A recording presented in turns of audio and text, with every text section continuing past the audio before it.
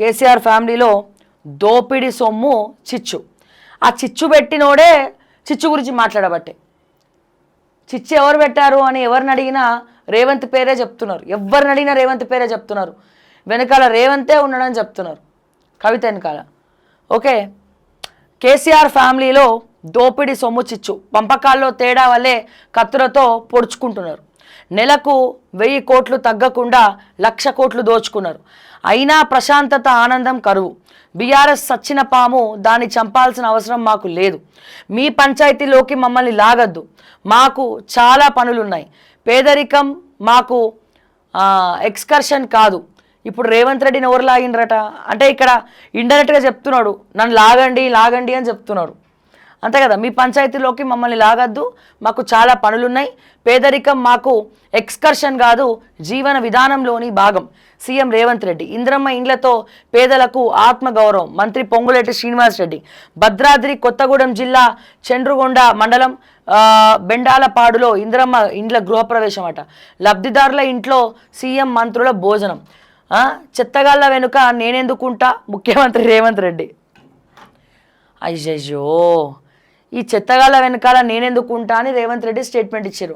అంటే ఇప్పుడు రేవంత్ రెడ్డి హరీష్ రావుని చెత్తగాళ్ళన్నట్ట, కల్వకుంట్ల కవితని చెత్తగాళ్ళన్నట్ట, ఎవరిని చెత్తగాళ్ళన్నట్టు, లేకపోతే వెనకాల ఒకవేళ బీజేపీ ఉంటే వాళ్ళని చెత్తగాళ్ళన్నట్ట. మళ్ళీ దీని వెనకాల ఒక డిబేట్, ఎవరా చెత్తగాళ్ళు?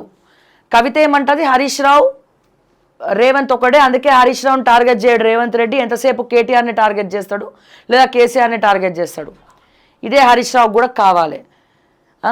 ఇంకా చాలామంది ఏమంటారు, వెనకాల కవితనే ఉన్నది రేవంత్ వెనకాల అని చెప్పి చాలామంది మాట్లాడుతున్నారు. బీఆర్ఎస్ వాళ్ళందరూ వెనకాల రేవంతే ఉన్నారు అంటున్నారు. మరి ఆ చెత్తగాళ్ళు కవితనా, ఆ చెత్తగాళ్ళు హరీష్ రావా? ఓ క్లారిటీ ఇస్తే బాగుంటుంది రేవంత్ రెడ్డి కూడా. నేడు కామారెడ్డికి సీఎం రేవంత్ అట. 110 నెలలు అధికారంలో ఉండి నెలకు 1000 కోట్లు తగ్గకుండా 1,00,000 కోట్లకు పైగా దోచుకున్నాడు. ఆయన పిల్లలు కత్తులతో పొడుచుకుంటున్నారు.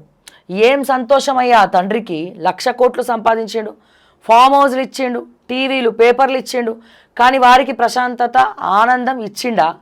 దోపిడి సొమ్ము కుటుంబంలో చిచ్చు పెట్టింది. ఇదే చిచ్చు రేపు కుటుంబం, అన్నగారి కుటుంబం, మీ కుటుంబంలో కూడా గిదే చిచ్చులు రాబోతున్నాయి అతి త్వరలో. ఆనందం ఆప్యాయత పోయి ఆస్తులు సెటిల్మెంట్లు, ఇదే కేర్ ఆఫ్ అడ్రస్గా కర్మ హిట్స్ రిపీట్స్ అంటారు కదా, బూమరాంగ్. కేసీఆర్ అప్పుడు అట్లా వేస్తే బీఆర్ఎస్ పార్టీ ఇప్పుడు అనుభవిస్తుంది. ఇప్పుడు కాంగ్రెస్ పార్టీ దోచుక తింటుంది, నెక్స్ట్ టర్మ్లో వీళ్ళు అనుభవిస్తారు.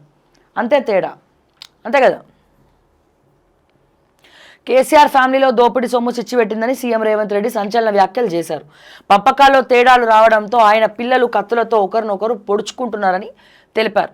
భద్రాద్రి కొత్తగూడెం జిల్లాలో అశ్వారావుపేట నియోజకవర్గం చంద్రగుండ మండలం బెండాలపాడులో బుధవారం ఇందిరమ్మ గృహప్రవేశం కార్యక్రమంలో మంత్రులు పొంగులేటి శ్రీనివాసరెడ్డి, వాకిటి శ్రీహరి, ఎమ్మెల్యే ఆదినారాయణ, ఇతర ప్రజాప్రతినిధులు అధికారులతోటి పాల్గొన్నాడు. కానీ డబల్ బెడ్రూమ్ ఇండ్లు నాసిరకం, ఒకటి కిటికీ ఊడిపోయే, ఒకటి డోర్లు ఊడిపోయే, పెచ్చులు ఊడిపోయే, నెత్తి మీద పడబట్టే. సో ఇవన్నీ అట్లా ఉంటే ఇందిరమ్మ ఇండ్లు ఏమి దానికి తీయరాదు పెట్టరాదు. మనం చెప్పినాం, ట్రెండ్ మారింది, కొంచెం టెక్నాలజీ వాడండి. 2.5 లక్షల్లో మంచి ఇల్లులు వస్తున్నాయి, రెడీమేడ్ ఇల్లులు వస్తున్నాయి, తీసుకొచ్చి అక్కడ పెడతారు. మంచి స్టైల్గా పాష్గా 5 స్టార్ హోటల్లో ఉన్నట్టు ఉంటుంది. సబ్సిడీలు ఇవ్వండి, మీకు ఖర్చు తగ్గుతుంది, ఇల్లు ఇచ్చినట్టు ఉంటుంది ప్రతి పేదోడికి. దానికి కూడా మున్సిపల్ నెంబర్లు గవర్నమెంట్ జీవో తీసుకొచ్చి ఇది కూడా వర్తిస్తుందని చెప్పి ఒక కొత్త కాన్సెప్ట్ తీసుకురండి, తెరలేపండి.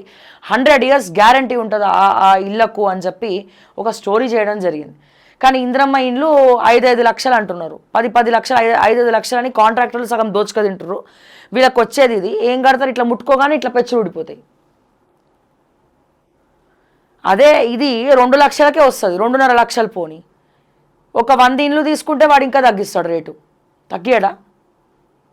తగ్గిస్తారు కదా. ప్లస్ దానికి సోలార్ ప్లాంట్ ఉంటుంది, కరెంటు బిల్ కట్టక్కర్లేదు నెలలో.